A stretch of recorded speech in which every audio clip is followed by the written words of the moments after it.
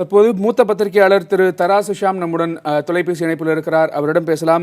வணக்கம் திரு ஷியாம். தற்போது அறிவிப்பு வெளியாகி இருக்கிறது. கடந்த சில நாட்களாகவே அரசியல் நோக்கர்கள் கூறி வந்தது, வேட்பாளர் அறிவிக்கப்படும் வரையில வெற்றி வாய்ப்புகளை பற்றி கருத்து கூற முடியாது என்பதாகத்தான் இருந்தது.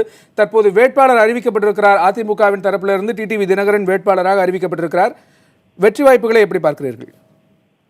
இது ஒரு துணிச்சலான முடிவுதான். ஆனால் சசிகலா அவர்களது நியமனம் கேள்விக்குறியாக இருக்கின்ற இந்த தருணத்திலே கொஞ்சம் அவசரப்பட்ட முடிவோ என்று எனக்கு ஒரு சந்தேகம் இருக்கிறது.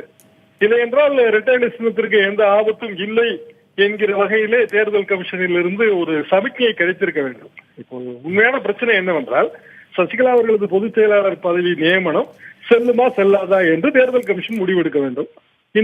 இந்த விஷயத்தை பொறுத்தவரையிலே மக்கள் பிரதிநிதித்துவ சட்டம் 29A படி அது முடிவெடுக்கும். 29A படி என்றால் நமது அண்ணா திராவிட முன்னேற்ற கழகத்தோட அரசியல் அமைப்பு சட்டத்தின்படிதான் முடிவெடுக்க முடியும். அந்த அமைப்பு சட்டத்தை மேலிழந்த வாரியாக படித்து பார்த்தாலே திருமதி சசிகலா அவர்களது நியமனம் செல்லாது என்பது போல்தான் தோன்றுகிறது.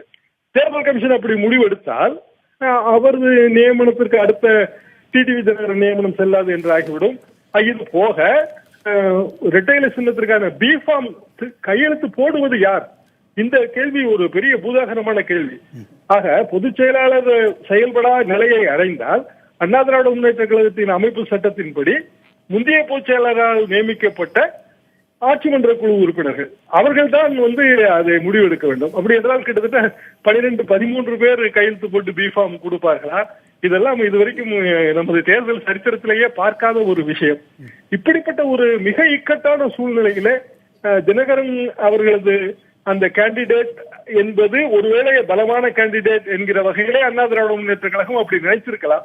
ஆனாலும் கூட இன்னும் ஓரிரு நாள் தாமதித்து இந்த முடிவை எடுத்திருக்கலாம் என்றுதான் நான் நினைக்கிறேன்.